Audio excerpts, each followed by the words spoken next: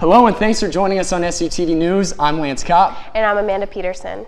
Shippensburg faculty could be putting down the books and picking up picket signs. A strike could happen, and some graduating seniors are worried about what the strike could mean for them. SUTV's Kyle Rogers kicks off our coverage tonight. Kyle? Well, Lance and Amanda, faculty at Shippensburg University and all of the 14 state schools have been working without a contract for 15 months. It ended on June 30th last year, and since then, members from the Association of Pennsylvania State College and University Faculties, otherwise known as APSCUF, have been fighting to reach a deal. The big issues on the table include health care, health benefits for retired faculty, distance education, and how much temporary faculty is paid. Last week, PASH's administration turned down an offer made by APSCUF. Both sides agree on the salary increases for faculty, but cannot reach an agreement on the other issues. Last weekend, APSCUF voted to vote on a strike before Thanksgiving. Here on campus, though, APSCUF officials met in a closed-door meeting to talk about what's next for the union. And as SUTV's Lauren Koch tells us, it looks like students graduating in December need not to worry. An opportunity for the faculty to be updated about where we are in the negotiations process. President Brendan Van led faculty in the closed meeting, but this is not the beginning. State system teachers have been working without a contract for more than a year. Now the union is looking to make progress, and strike is one option. In the past, we've never had a strike, and so we've never had a disruption of the academic calendar. And people have been able to graduate on time. Students are safe to hit the books and head back to the library, and Shippensburg Teachers Union will take a vote on whether to strike next month. Students should realize that nothing's going to happen in the near future. Future is as certain as the sun setting over campus each day. I'm Lauren Koch. This is SUTV News. All right, Lauren, thank you. Now in a statement, APSCUF President Steve Hicks said, quote, "Faculty members do not want to strike. We do not make this decision lightly. We want to assure our students and their families that we will continue to do everything we can to settle a fair contract with PASH." Now, APSCUF will vote on a strike in November, so until then, time will tell. Amanda, back to you. Kyle, thank you. Now, canceled might sound like music to most students' ears, but it might hit a sour note if the song is actually played for SHIP students. Kristen Pappas has a student reaction on talk of a teacher strike. Strike. The news angers some students. Taking away education is probably the worst thing that you can do. It absolutely is the worst thing that you can do. And I'll study, of course. I'll be happy that we don't have classes for about the first day before it really sinks in. Sarah Justice agrees professors should take a stand. As an education major, I agree that drastic measures have to be made, and although a strike is a pretty drastic move because it not only affects them but it affects the students as well, it's almost the only plausible way to go. There's not much that teachers can do other than go on strike. Although no decisions have been made yet, some students are hoping it does not come down to a teacher protest. I don't agree that a strike would be beneficial, and I don't think that they should do it. I think a strike should be the last resort because of just how much it affects everybody here on campus and the students. For students on this campus and the 13 other Pennsylvania state universities.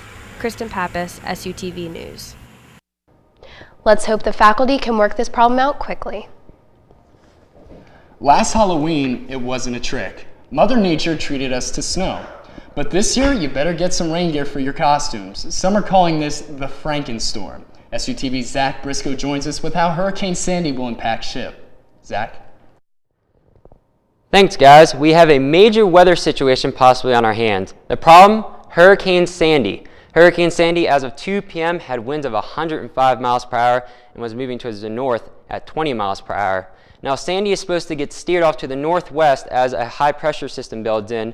Then a cold front moves off to the east, steers Sandy off to the northeast. However, that trough then goes negative and captures Sandy and pulls her right back into the coast. And there could possibly be hurricane-force winds along the coastline of New Jersey, Maryland, Delaware, and up into New York. Now, as we take a look at the wind impacts and rain impacts here, first we'll start out with the rain impacts. We will be in the high zone Now, we could possibly see 6 inches or more rainfall from this storm, which would cause flooding in 2 days of rain, 6 inches. We're talking about 3 inches per day, but most of the heaviest rain would come in the first day. As we look at the wind, we're also in that high potential. Now, this high potential notes that we could have hurricane force wind gusts, which is 75 miles per hour. And this is not your typical hurricane when it makes landfall. It will be extratropical by this time, so the wind's going to spread out several hundred miles away from the surface center. Now, Emily will have your full forecast a little bit later in the broadcast. Thank you, Zach. SUTV's Emily Larson will have your full forecast coming up later on SUTV News. Coming up on SUTV News, a new proposed law on sexting could give some kids a second chance. Plus, Raider Nation is turning pink. And it's a big night here at SUTV. Second Look premieres right after SUTV News. Here's a first look at what's ahead.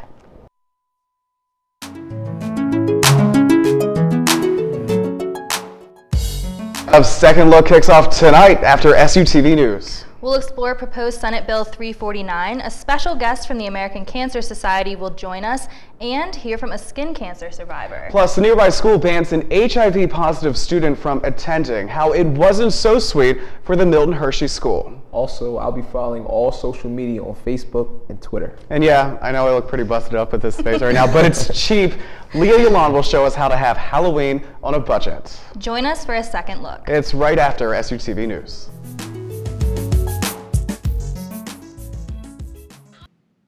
Breast Cancer Month is winding down, and so are the activities. Throughout the week, Colleges Against Cancer hosted events on campus. Some of these events include wearing pink, tie-dyeing, and the annual Breastival. Today, they asked students to wear blue in honor of male breast cancer.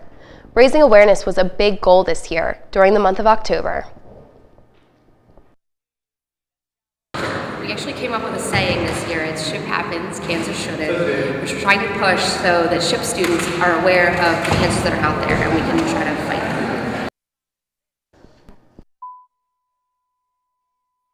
them. Of the month. Now next month, November, is American Diabetes Month and a chance for communities to come together. For more information about American Diabetes Month, visit www.diabetes.org. Sexting has become a growing trend among teens. Under the old law, sexting between minors could result in a felony. The new law is proposed as a system of levels giving kids who made this mistake a second chance. If the teen posts the photo on the internet or passes it along, penalties are more severe. However, sexting involving a minor and someone over 18 is punished under the child pornography laws. A positive thing. They won't be exploited from one another and nobody will be able to intercept images. To individuals between the ages of 13 and 17. The new offense will be termed a juvenile offense, giving it a chance to be expunged. It's that time of year again to think about snow. Ski Club is selling nightclub cards for the local ski resorts. Passes are discounted before November 5th, so get your money in now. Their annual Killington, Vermont trip is January 13th to 18th. There will be a meeting tonight at 8 in the Cub if you're interested in the trip or a pass. For more information and to reserve your Killington spot, email Kyle Stum at shipski@gmail.com. With elections approaching, the Slate wants students geared up to vote. They're hosting a 3-part election event called The Decision 2012. This event features a brief statement from President Rood, a 5-question debate, and a Q&A with Democrat Susan Spica. Recent information from the Slate shows that many students aren't interested in voting. The Slate's Public Relations Director, Christina Pooler, hopes the event will get more students involved. Because maybe if they speak to other students or other people their age who are interested and have stronger points of view, they'll be able to get some more information that they weren't aware of before and hopefully be able to make a choice. The Decision 2012 starts after our newscast at 7:30 in Shippensburg University's Memorial Auditorium. Well, still to come on SUTV News, Emily Larson gives us the weather update for the big game on Saturday. And find out what the Slate debate has in store for the upcoming election. If you want to show your ship pride, there's no better way than a new t-shirt. There are still Spirit Rally t-shirts available for purchase. The shirts are $10 and proceeds benefit the Women in Need of Chambers and Better Days Animal League. Shirts of all sizes are up for grabs. Email Ashley White at alwhite@ship.edu for questions or to save your shirt.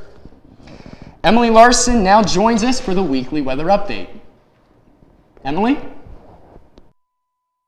Thanks, guys. Well, it's been a gloomy Thursday, and it unfortunately does not look like the weather will be changing anytime tonight.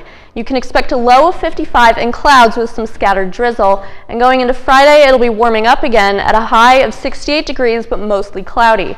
And as Zach mentioned earlier, a cold front will merge with Sandy and pull her inland, causing major effects throughout the mid-Atlantic and northeast region. Now for your next 5 days, we'll be pretty much dominated by the cold front and Hurricane Sandy, bringing with it temperatures dropping into the 40s by the beginning of next week. And we'll also be seeing rain and some potentially damaging winds early next week as a result of this storm system. So stay connected to the SUTV News Facebook page where Zach will keep you posted. And that's it for weather. Back to you at the desk. Now we're going to go to Leah Yalan with our entertainment in Shippensburg. Hey, Leah. Well, I'm back, and I've got all your SU entertainment updates right here. Let's kick things off with what's happening at SHIP. Tonight at the Lure Center, 80s hitmaker Huey Lewis and the News. The band made their name with hits like Working for a Living, Heart of Rock and Roll, and my dad's favorite, It's the Power of Love. From the Hollywood blockbuster Back to the Future. Show starts at 8. Then Saturday night at 8, don't miss the rhinestone cowboy himself, Glenn Campbell, in his goodbye tour. With more than 45 million records sold and a Grammy under his belt, Glenn Campbell may be saying goodbye to the stage, but his music lives on. Tickets are still available for both shows at the Lure Center box office or online at lurecenter.com. Sticking around for the weekend? Relax between study sessions in the Orndorff Theater. The Dark Knight Rises shows Sunday night at 9. Well, art is what you make it, and earlier this week, I sat down with a local artist who is as sweet as her sweets. Mother, fiance, friend, and small business owner, Nikki Wilkerson is doing it all, and she's doing it well. Inspired by her 2 sons, Nikki decided it was time to do something outside the box to help provide for her and her little men. Perfect Cupcakes was the perfect solution to what Nikki sought. Armed with a cupcake pan, a full pantry, and a dream, Nikki was on her way, but not without adversity. It was a little difficult to have people always tell you, oh, it's cupcakes. Everybody makes cupcakes. It's my dream, and you have to follow your dreams to make them come true. And that she did. Despite the naysayers, Nikki stuck it out, handed out business cards, flyers, and gave away a lot of free cupcakes. Now her business is growing daily. Spending time with her sons is very important, and she involves them in her business as much as possible. Christopher loves being in the kitchen with me baking, and I have him mixing and licking the spoon. She has a bit of advice for all the mommies out there with a dream who say they can't because of their children. Get them involved. Have them do it with you. You can do anything that you're passionate about. Though Perfect Cupcakes is doing well now, Nikki hopes to one day become a full-service catering and cleaning service. Now don't think I left the Perfect Cupcake kitchen without sinking my teeth into a bite-sized treat.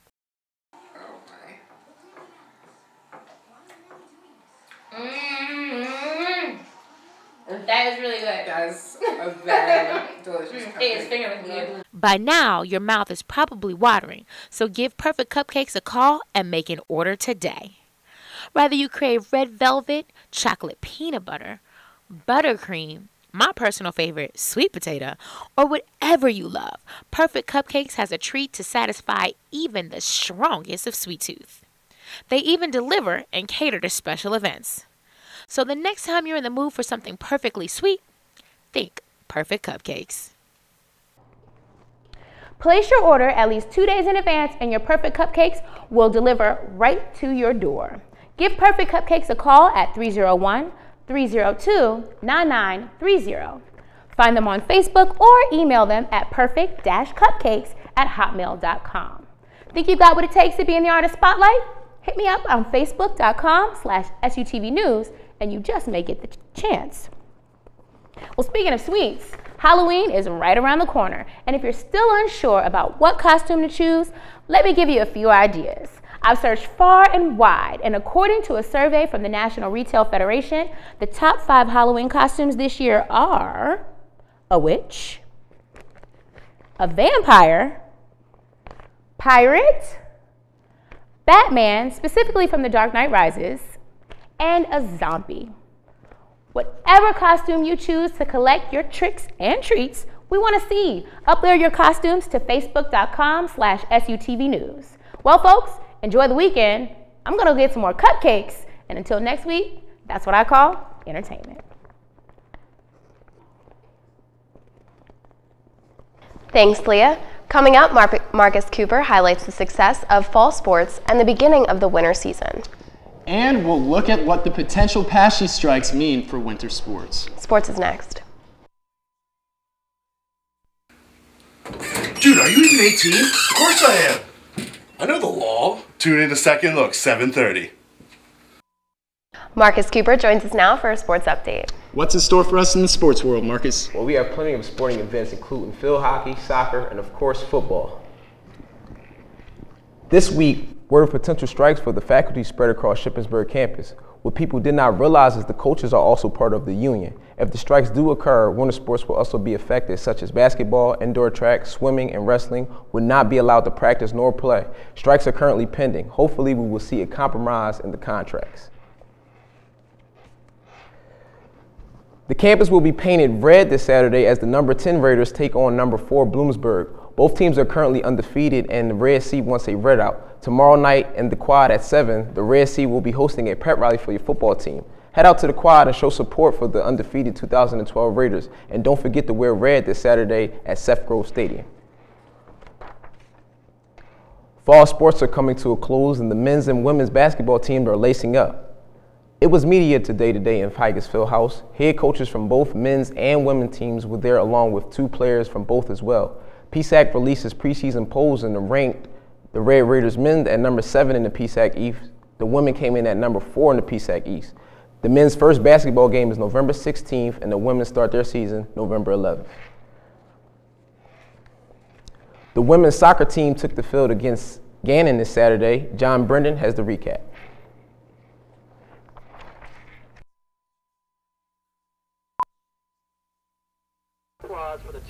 It was Parents' Day here at Robb Sports Complex, where the Raiders honored their senior class.